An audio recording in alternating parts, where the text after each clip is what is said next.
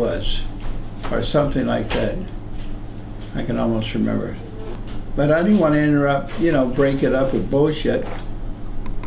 So I just let him keep his peace, and I kept my peace. We were the only two out there on the balcony. But I couldn't hear so much of it, which I don't know how critical it was. But I don't have my mind tuned in the focus of this story, other than the guy had a bad problem with this dilemma, but why? And then was he consciously destroying himself, or was it just, I don't know. It was too overwhelming for me, and I couldn't hear enough. But the fact that he was able to get the theme of this stuff all, you know, uniformly going through there like he did in the characters was terrific. I mean, I didn't see any scenes where I said, okay, now do this, act this way, that. It just seemed like you were there following the actual events as they occurred. But if you didn't see Somebody Up There Loves Me, which is a very positive type story of Rocky Graziano, who is a very popular and great boxer, it's worth having. Where I grew up in Cincinnati, about 5 shops down from the house, there's a big pawn shop. Pawn shop on the top floor, found out they had a big gym. It's called Ben's, I think, Ben's Pawn Shop. I used to go there and watch people practicing boxing a little bit, but I was extra young in grade school, so I sort of stayed out a bit. And who was up there working out and stuff was a guy named Ezzard Charles, E-Z-Z-A-R-D, Charles, and he wound up being a national champion boxer, you know, heavyweight champion. I think it was heavyweight, for sure. And that was, my brother knew him sort of well because my brother was older and he gets around and all this stuff. But Ezzard Charles was kind of a guy. He had a great reputation, but then he got this kind of disease after his retirement, or towards the end of his fighting days. It's a kind that destroys the nerves in the body. So he suffered miserably, maybe for a couple of years at least, after being a fine specimen to be a world champion, working hard, training hard, and had to suffer his success, slowly dying in pain. Ezzard Charles. I still might have Barbara Walters' signature on Time magazine, 1776.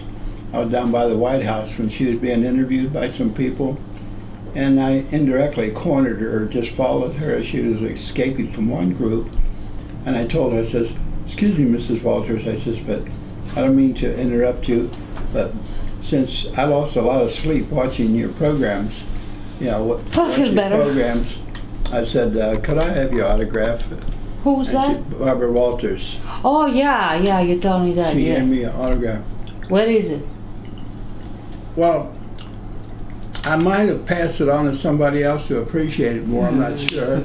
But we got so much stuff, I wouldn't begin to start to look. Yeah, Goodfellas is more favorite, my favorite movie. De Niro, he played Jimmy the Gent in it. Yeah. Remember who robbed Lufthansa? Right. They did the biggest robbery in history. And then Tommy, Joe Pesci played Tommy in that, Tommy DeSimone, who killed, remember he killed that kid in the movie? He said, here, dance, you know, and he shot him. I remember that. You don't remember that? Yes, I do. No, you don't. But one of my favorite parts of that movie, it was when they went to Scorsese's mom's house. That was so Italian, so nice. I mean, so sweet. Did you see that, Goodfellas? Did you see the Goodfellas movie? I can't. Well, anyway, but it was the real thing, because it was the real thing. It wasn't fake. And I'm not saying this movie is fake, but it went to his mother's house, and it was so I don't know, so real, so nice. I mean, that lady is so much Italian. I don't think anybody else can be like. I mean, you know.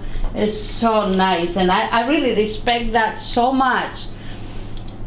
you know, and that's how I guess Scorsese, his movies is, to me, is, that movie is. But do you remember the guy they beat up in the Henry's bar before they went to Tommy's mom's house? Right. The guy they beat up, he was the guy in this movie, the dark hair, I forget his character's name, who Joey, he beat up, and then they had to go back together and say, now shake each other's hands. Yes. He's the guy in Goodfellas who they beat up and killed. Oh, yeah. And then Tommy got killed for because he was already a made man in the mafia, so you can't touch him. So they killed him in revenge for it. Oh, wow. He's the same actor. From 1 to 10, how you grade this movie? Well,